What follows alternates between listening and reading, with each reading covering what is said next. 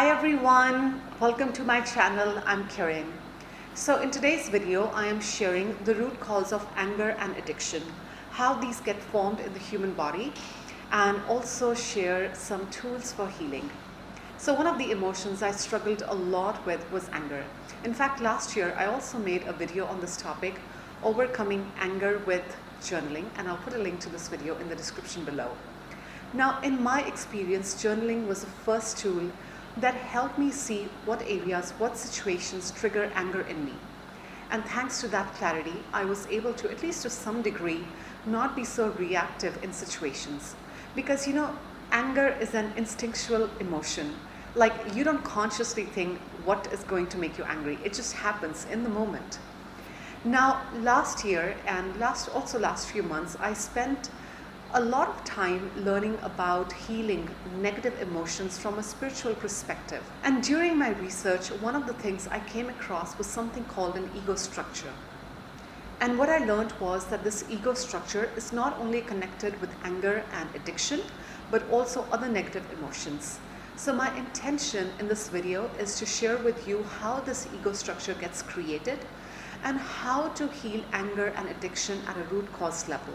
Because I feel when we understand the source causation, the root cause of something, then it becomes much easier to let go, at least to a certain degree. And of course, it also allows healing to happen at a much deeper level. So let's start with ego structure. What is an ego structure? So think about it this way. Every single thing in the physical world, in order for it to exist here, it needs a certain place, a certain structure, if you will. Now, if I showed you the picture of this boat, it has a certain structure. It has length, breadth, and height. Similarly, this building has a certain structure to it. Similarly, for your ego to exist in this physical world, it needs a place. It needs a structure, if you will. Now, this ego structure has three main layers: layer 1, layer 2, layer 3. Layer 1 is also called the unconscious mind. Layer 2 is also called the instinctual mind, and layer 3 is also called the conscious mind. Now, all these three layers, they work independently, but they also feed into one another. Now, if you take the analogy of a house, it's kind of like saying that layer 1 is likened unto the foundation of a house. Layer 2 and layer 3 is kind of like first and second floor of the house. Now, the first layer of the ego structure is called the unconscious mind, and this is the layer that stores all your unconscious memories. So think of this layer like a hard drive of a computer. You know how a hard drive contains all the data in the computer? So does this layer of your ego structure. All your memories, the good, the bad, the ugly, all of them are stored here. Now, here's the interesting part. This layer not only stores memories from this life, but also past lives and future lives. And I know, being in 3D world, it's so hard to fathom this. So as an example, if I asked you, what did your mama tell you on the first day of grade 2? Chances are you might say, I don't remember it. But guess what? This layer has that information. Similarly, if I were to ask you, how did you die in your last life? Chances are you might not remember it. But again, that information is stored here. Now, if all the memories are stored in this layer, then logic dictates that memories of tragic and traumatic events will also be stored here. And especially when we have memories of abuse, shock, devastation, trauma, and they are not healed, that creates a weakness in this first layer of the ego structure. Now, when a memory is stored in this first layer of the ego structure, it goes without saying that it's also stored in the physical body. We call these memories as cellular memories. So as an example, say a person had a traumatic car accident when they were 5 years old. Chances are, as an adult, they may or may not remember this car accident. And yet, this unconscious mind, this first layer does, and so does the body. It's kind of like saying the mind doesn't remember, but the body does. Similarly, people who have experienced abuse and devastation in other lifetimes will have these memories stored in the body. And a lot of times, we feel this unconscious memory, but we have no idea what caused them or why they are there in the first place. And yet, when these memories of abuse, shock, devastation, trauma are not healed, they directly impact the second layer. Now, the second layer is the instinctual layer. This is the layer that stores all your instinctual drives. Now, when the pain from the first layer is not addressed or healed, that manifests in the second layer as 7 painful emotional states. And these are shame, guilt, unworthiness, lack of trust, self-doubt, betrayal, abandonment, anger, rage, fear, entrapment, enslavement. So as you can see, the real cause of anger, especially when it's chronic anger, is actually stemming from the trauma, shock, abuse, devastation in the first layer of your ego structure, which most times you might not be aware of. So recently I read this book, The Body Keeps the Score by Vendor Kolk, and I'll put a link to this book in the description below. And in this book, the author says that, when veterans come back from war zone, a lot of times they experience PTSD and other negative emotional states. And he said the logic he gave was, he said even though they are no longer in the combat zone, but the trauma they experienced, because it hasn't been addressed, now it's manifesting as negative emotional states. A lot of times people say so and so has anger problem. In reality, it just might be a trauma problem. And most of the times, like I shared before, people are not even aware of it. Now, unless a person spends time on any kind of emotional clearing, majority of the people will have no idea what emotional state is running their second layer of ego structure. And so when something goes wrong, things don't go their way, they are quick to anger or guilt or self-doubt or one of these emotional states. Now, when you have these emotional states running in the second layer of the ego structure, it creates fragmentation of this layer. And that fragmentation outwardly manifests as addiction. So as an example, if you have watched any of the weight loss programs on television, where they get together a group of people who are obese and they put them through a certain diet, certain regime, and they lose weight, a lot of times what happens is that these people end up regaining all that weight that was lost during the program.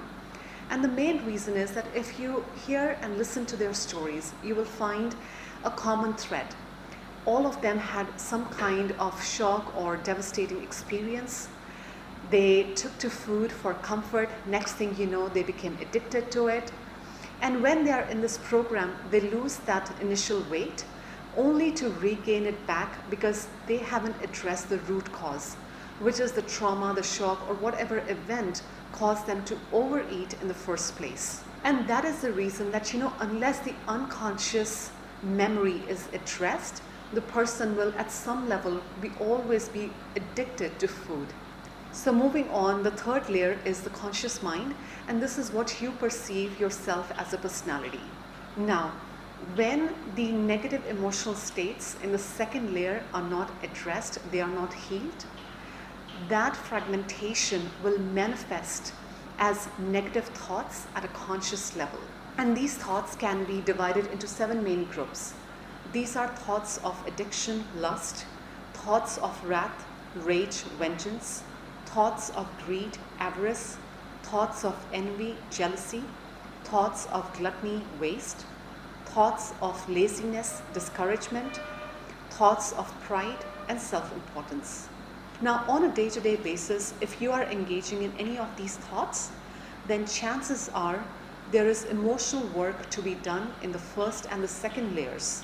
So now that you know the root cause of anger and addiction, you know how this ego structure gets created, how do we heal?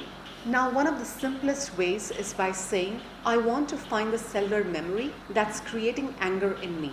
That statement alone will open the door, where you might get a gentle nudge or a revelation of memory that's triggering anger in you. One of my teachers often says that when a body manifests disease, 99% of the times it's coming from, again, abuse, shock, devastation, trauma in the first layer. So I'll share a personal experience that happened not too long ago. So earlier in the year, I came around swelling around my jawline. Through my meditation, I know that the root causation of any disease, whatever it be, is always in the first layer. And so during my meditation practice, I would make a conscious effort to stay present with the pain to the best of my ability. And I would request for the source causation memory to be revealed. Because a lot of times, we may not have all the details, but when we can acknowledge, we can say, okay, I see what happened, I acknowledge the trauma, that's when the pain starts to disappear. Another tool to heal these negative emotions, including anger, is really committing yourself to emotional clearing. Now, just reading and learning about ego structure in and of itself is not going to make the anger disappear. For that to happen, you first need to get in touch with your emotions. Now, you can do this through journaling or any music, art, meditation. Again, there are tons of activities that you can explore and really commit to getting connected with your emotions. Another powerful approach to heal anger is through body movement, and this could be Qigong, Tai Chi, and even yoga. And this is something that's also mentioned in the book, The Body Keeps a Score, because when there is trauma in the body of any kind, a part of you is almost like disconnected from the body because it's so painful to be in the body. And what these exercises, these activities will do is help you get back into the body, because the healing cannot happen unless you totally occupy your body. Now, another potent tool to heal and work with your emotions is through body work. I know a lot of people who have gotten excellent results by working with a massage therapist and even getting rolfing. Because again, like I mentioned earlier in the video, the mind doesn't remember, but the body does. And so when you move the energy in the body through body work, it kind of moves the lodged emotions and giving you the much needed release. Now, if I could synthesize everything that I've shared in the video in one sentence, it would be, in order to heal your anger, you have to address the underlying pain. Because unless that is done, chances are we keep running in circles. Now, in the description below, I've put a link to the articles from where I source the content of this video. So if you would like to learn more about ego structure, how it gets formed, and how to work with it, I highly suggest that you read all of them. I hope the suggestions in this video were helpful. As always, please only take what resonates, discard the rest. Thank you so much for your time, and I will see you in the next video.